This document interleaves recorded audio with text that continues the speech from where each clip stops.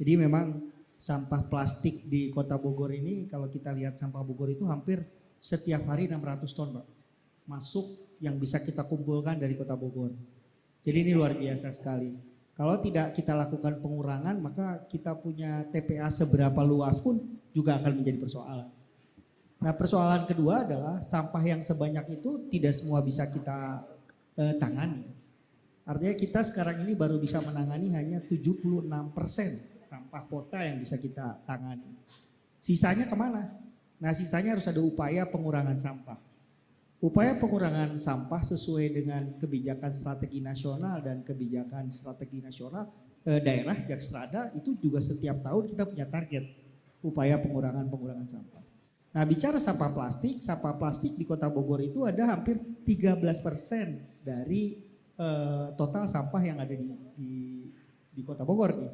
Yang tadi termasuk hasil kajian ada salse, ada botol, ada plastik macam-macam dari produk macam-macam yang memang oleh masyarakat setelah digunakan maka dibuang. Kalau mantan jangan dibuang, kalau sampah dibuang Pak.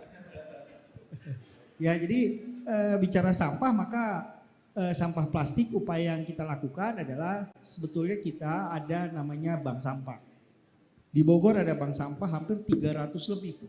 Yang aktif mungkin 100 sampai 150 dan itu kita lakukan pembinaan terus.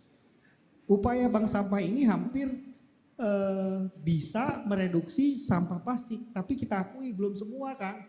Belum semua Pak, jadi ini juga perlu dukungan. Belum semua, masih juga banyak tadi yang dibuang ke sungai. Kalau hasil kajian kan tadi penduduk-penduduk yang di pinggir sungai mereka lebih mudah buang ke bawah. Begitu musim hujan ke bawah ke saluran masuklah ke sungai.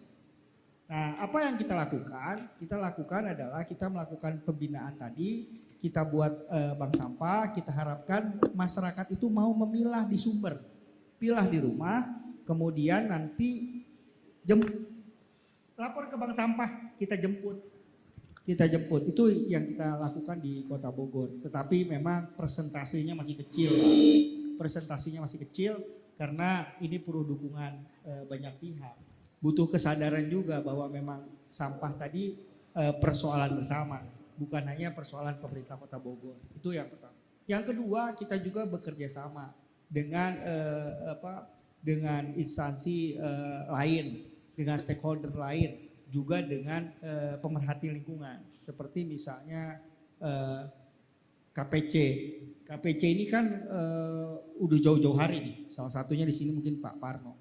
Udah jauh-jauh hari. Bagaimana sampah yang masuk ke Ciliwung itu kan nggak bisa kita hindari. Hulunya kan ada di Kabupaten Bogor.